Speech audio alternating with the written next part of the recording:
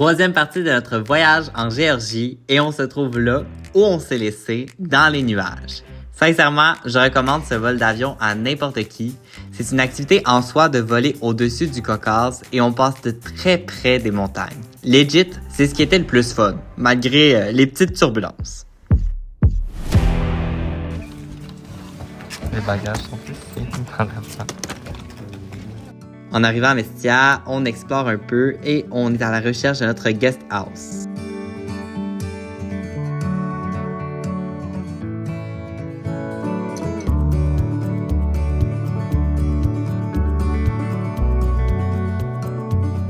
Xavier, on est où? On est à Mestia. Oui! Fait que là, demain commence notre randonnée. Fait que là, aujourd'hui, on va peut-être aller faire une autre randonnée pour aller au lac proche d'ici. On va dans notre guest house. C'est là. Effectivement, on n'a pas parcouru le pays pour se tourner les pouces. Le but principal de notre venue ici, comme la plupart des visiteurs, c'est de faire des hikes. Alors, bien que demain on se lance une randonnée de 4 jours, on s'est dit que tant qu'à être ici, on pourrait bien en faire une deuxième pour s'échauffer. On cherche quoi, Xavier? On cherche le début de la randonnée. Ouais, parce qu'on va jusqu'au lac comme pratique de randonnée avant demain.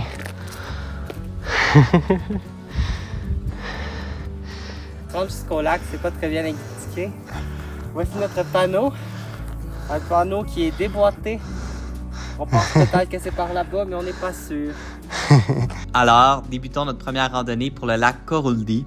On prévoit un 21 km de hike en 8 heures, mais par contre, le point de départ n'était pas clairement indiqué. Aussi, au tout début de la randonnée, il fallait esquiver une vache qui nous donnait pas pantoute confiance. Est-ce que la vache peut nous guider? Bon, je pense qu'on est sur la bonne route pour trouver le lac. Même si on a croisé 2 touristes qui ne savaient pas c'était où parce qu'ils disaient qu'il y avait une rivière qui nous empêchait de passer. Qu'est-ce qu'on voit? Un panneau qui nous dit que le lac est là. Ils n'ont vraiment pas cherché fort les touristes. Ça veut dire que nous autres, on est meilleurs que les touristes, Kiki. Nous sommes des experts. Fais attention! Faut savoir que Xavier est très maladroit, il faut qu'il fasse vraiment attention. Il connaît ses atouts. La technique du petit bonhomme. Fais attention, si tu tombes, tu roules plus vite.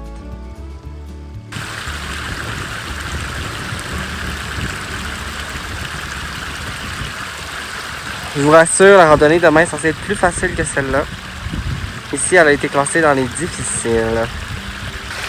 La rivière que les touristes ne voulaient pas traverser, c'est-à-dire un ruisseau. Je sais pas si vous voyez, mais la vache nous suit vraiment.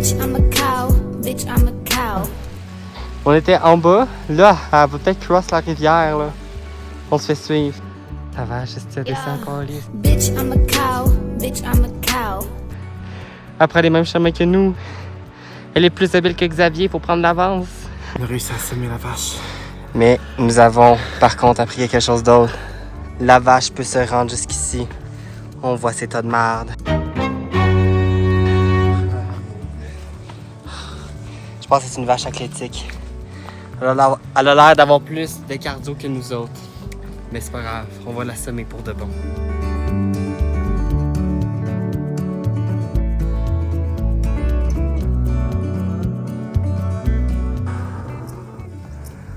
T'es soufflé. Ça fait 2 heures qu'on marche juste en à pic, là. Aucun répit. Nous commençons à s'écarter de Mestia. Ça va bien.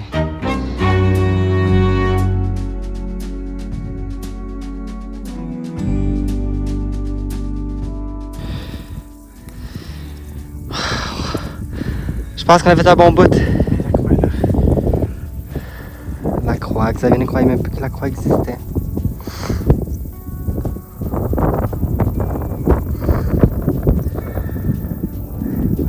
J'espère qu'avec ces incroyables paysages, vous comprenez davantage ce qui nous a motivés à venir dans ce petit coin de pays.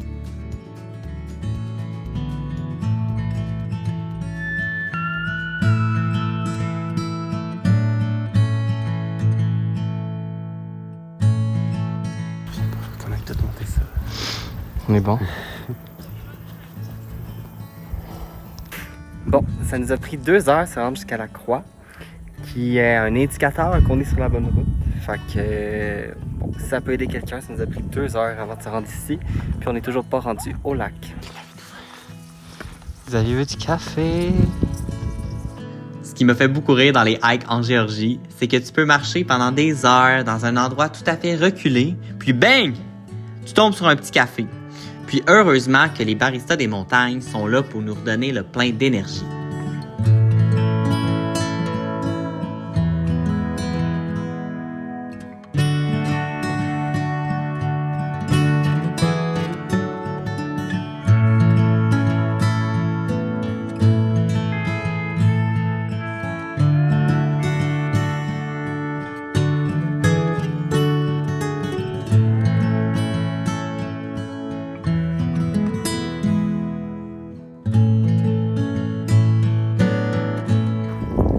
Qu'est-ce qui nous attend en haut?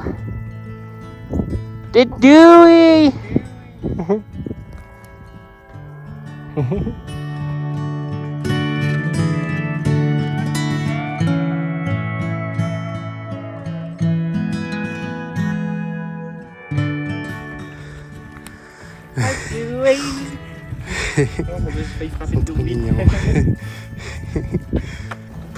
Et puis encore et encore des vaches.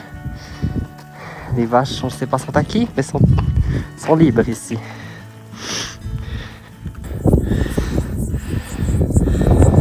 Kéké!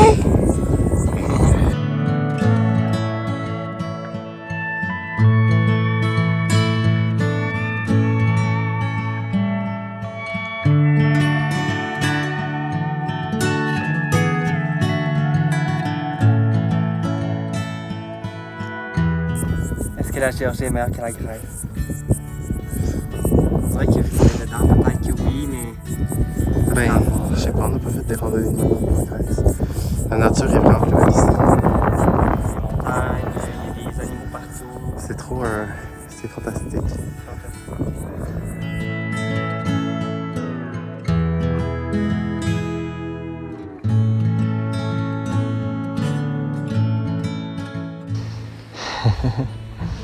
Et pas là, moi je serais pas venu en char.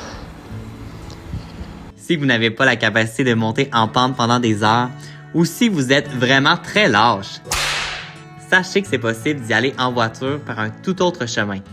Cependant, je pense que le périple pédestre vaut beaucoup plus la peine que la destination, mais you do you.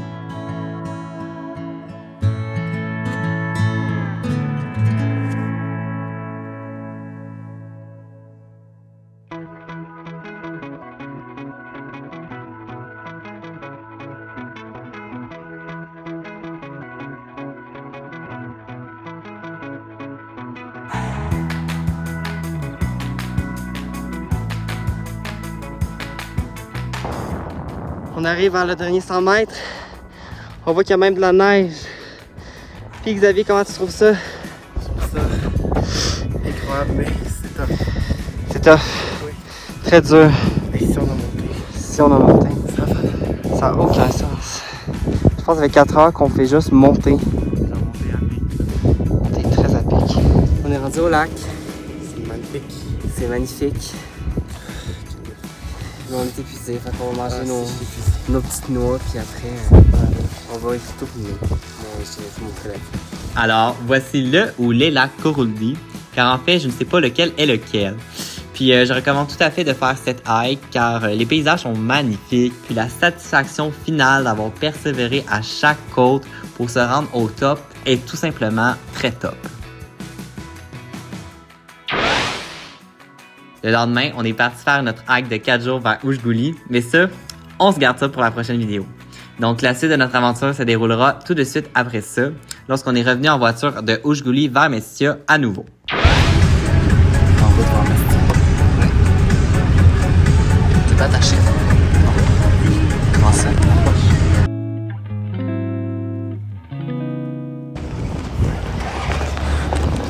Allô? David, qu'est-ce qui vient de se passer? J'ai pas de nom.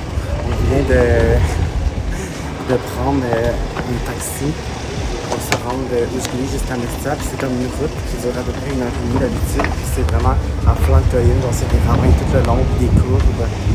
Puis notre chauffeur, c'était un esti de fou. Ouais. Il roulait à 80 là-dedans, t'entendais, genre, là on voyait genre le ravin, puis il tournait, puis t'entendais les pneus, genre, qui dérapaient à terre, là. Il y avait des le monde au cul, il dépassait dans le droit des courbes. Ouais. J'ai jamais eu le même de fou. Il roulait 80 quand la limite c'était 40. Et genre, Puis il y avait des pancartes qui disaient ne pas dépasser, puis dépasser tout le monde. genre, il tournait, là, tu te sentais ton corps se tasser, puis t'entendais les pneus, puis tu voyais genre le vide à côté, là. C'était pas une bonne expérience. Et j'ai jamais eu peur de même de ma vie. Xavier, tu as payé dans un caca.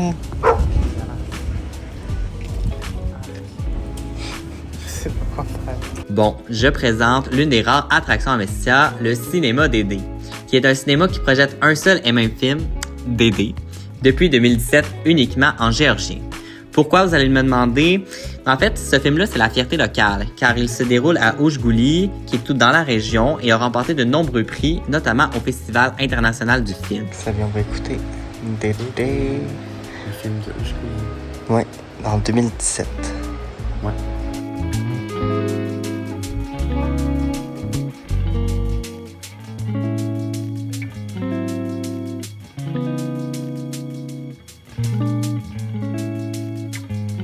Bon, la projection se fait depuis un laptop vraiment en fin de vie, mais c'est un détail. Xavier, explique qu'est-ce qui vient de se passer.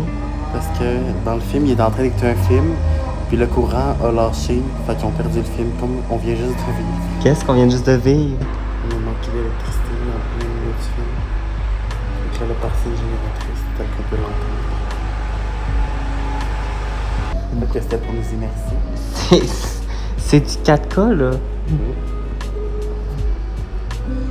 J'ai plié tantôt sur un cacachi. Xavier, tu as payé dans un caca. Fait que là, dans nos souliers, il y a plein de merde. Fait que c'est ça la merde dans le Fait que cinéma. j'agite mon pied, ça pue la merde. Xavier accusait le cinéma tantôt, mais non, c'est son pied. Là, j'ai réalisé que dès que je levais mon pied, ça se mettait à puer la merde. Le coupable. Le... Ça se mettait à puer.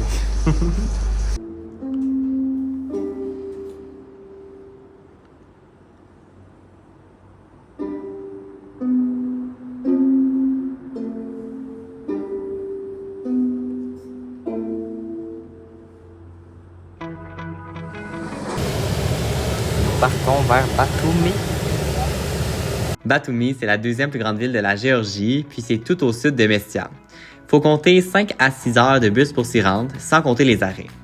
C'est une ville portuaire sur les côtes de la mer Noire.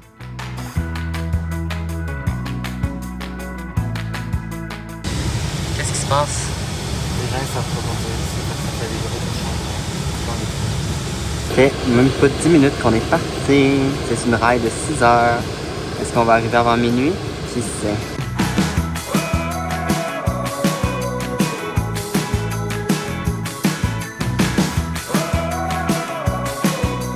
Xavier garde des beaux souvenirs de son voyage en bus.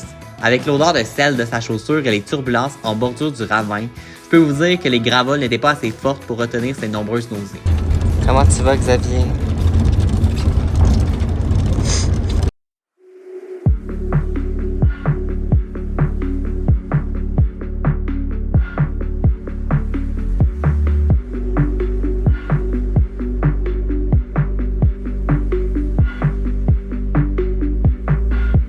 Arrivé à Batumi, on se rend à notre hôtel et on est déjà très impatient de visiter le quartier le plus animé de la ville, le Miracle Park. C'est à cet endroit, aux berges de la mer Noire, que vous retrouverez diverses attractions, de la street food, la grande roue et ainsi passer une incroyable soirée.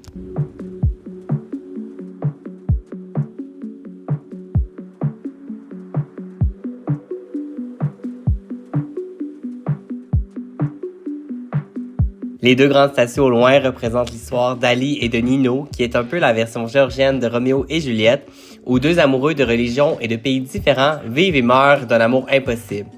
Ce qui caractérise les statues, c'est qu'ils se traversent l'une dans l'autre.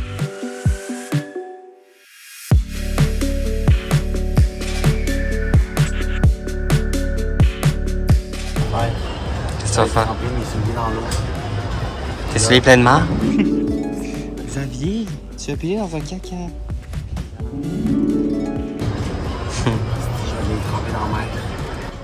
Sur la mer Noire. Là, on va sentir la mer, on va sentir la mer. Mais ça sent tellement la mer.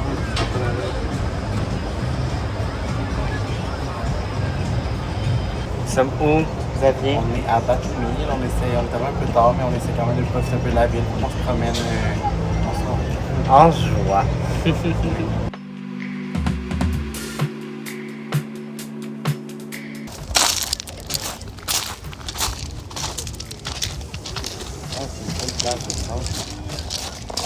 Xavier va plonger ses pieds dans la mer Noire pour la première fois. C'est fini.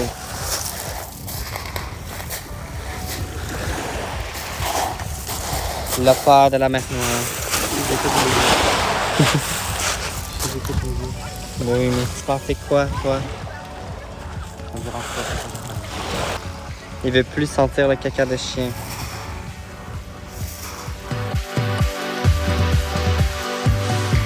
In big ice cream, big ice cream, big ice cream.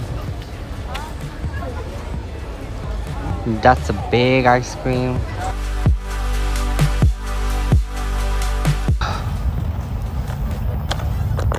Moi qui filme en marchant. On est déjà très fatigué et on va se coucher pour se lever tôt demain et voir un peu Batumi de jour.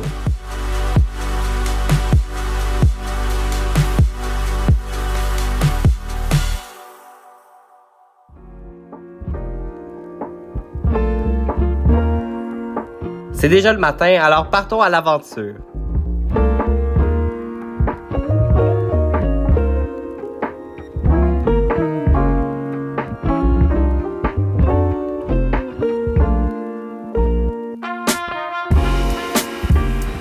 Voici le McDonald's de Batumi. Batumi est une ville qui rêve à devenir la référence en termes de divertissement autour de la mer Noire. Elle est même appelée le Las Vegas du Black Sea. Historiquement, c'était aussi une destination balnéaire intéressante pour les Novorichis, des membres de la nouvelle bourgeoisie russe après l'Union soviétique. Ce tourisme particulier a encouragé Batumi à créer sa propre identité en essayant audacieusement à sortir du lot par son architecture.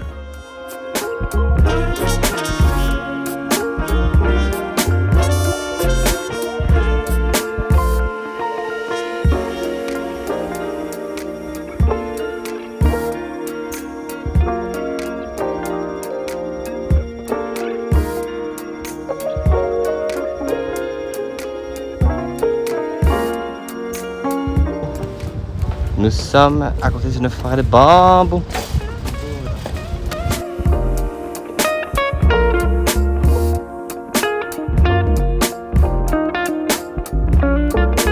Là, j'ai pas trop compris le lien culturel avec le temple d'arts martiaux asiatique et le wannabe ruine de Grèce.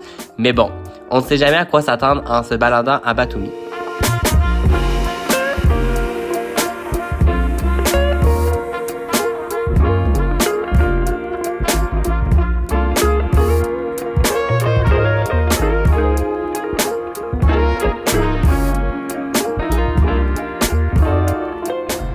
C'est un centre d'ice cream.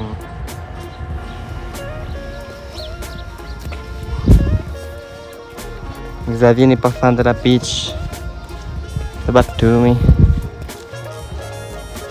Alors, sur ce, j'espère que vous avez aimé visiter Mestia et Batumi, qui sont deux villes très différentes et très loin de la capitale de Tbilissi. J'espère que vous avez découvert la Géorgie sur un nouvel angle aujourd'hui. Laissez un like, un commentaire et on se dit à bientôt pour une nouvelle vidéo.